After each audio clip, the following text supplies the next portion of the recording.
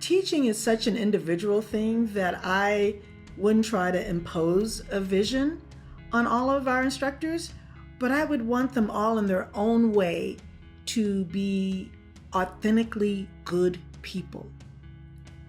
We're guides. We're not so much we're going to teach you X, Y, and Z, but that we're helping students along a journey. And sometimes that journey isn't picking up that particular skill. It isn't learning to use a comma properly. Sometimes it's just being better people or just getting better as opposed to being good.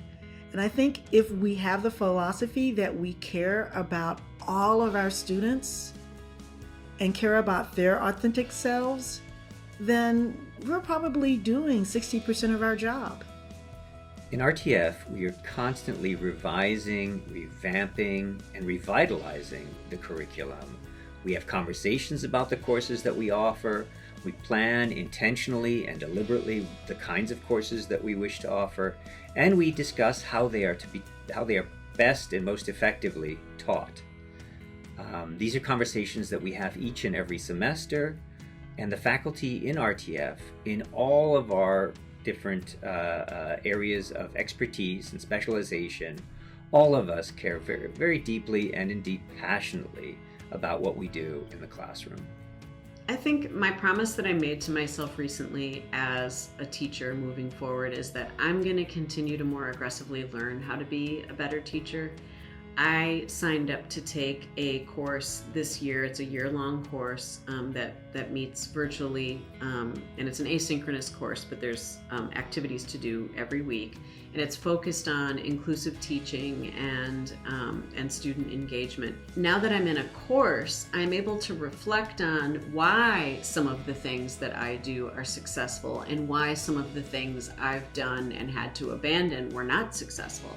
And so I have a language. I have a language now for talking about my teaching that I didn't used to have. And what comes with that language is my ability to really fully understand concepts and learn more about them. So, what does it mean for me to, when I pause a class and have the students do a discussion post on Canvas in class, what am I really doing? What am I, what does that activity mean, and how have researchers who have researched the impact of activities like that, what's the language that they use to describe that? What are tested techniques for that? How can I improve it?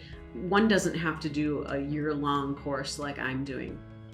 There's lots of videos out there. There's videos available through UT at the Faculty Innovation Center. There's videos available in the Moody College through CATE. There's all sorts of resources out there so that we can be lifelong learners in how we want to teach. And so that's my vision. That's my vision, not just for myself, but also for my school, because I plan to share, what I learn in these formal settings with my colleagues. I think Moody College, the key thing that separates us from other colleges is experiential learning in the Moody College. I think in all different departments in the Moody College, whether it's radio, TV, and film, whether it's speech, language, and hearing sciences, whether it's journalism, or whether it's advertising, experiential learning is key. So what we are good at, what Moody College does best, is providing tremendous opportunities for experiential learning to its students.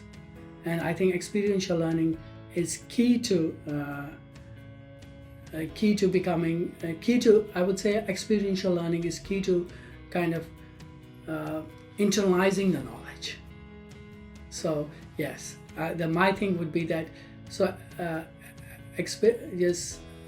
what separates us from others in a special way, in a unique way, is the experiential learning, because it helps to internalize the knowledge. I think in our department, teaching is something that's viewed as happening both inside and outside the classroom. And so we want to make great classroom experiences, right? But oftentimes we also want to make sure that we have projects that have practical value, that take people out to potential clients in the community, or that bring guest speakers and alums back into the classroom. So that's important. But we also want to supplement that with all sorts of co-curricular and extracurricular activities in terms of encouraging students to learn through involvement in student organizations, in internships, in participation in the UTNY program, for example. Those sorts of things I think help round out what we're trying to do in terms of creating an environment where our students learn best. And I would just add that, I think we're constantly looking for ways to kind of celebrate and achieve excellence in the department while also keeping our programs innovative and relevant. And that's one of the exciting things about having new faculty, is they bring some of that innovation and current relevance to all that we do.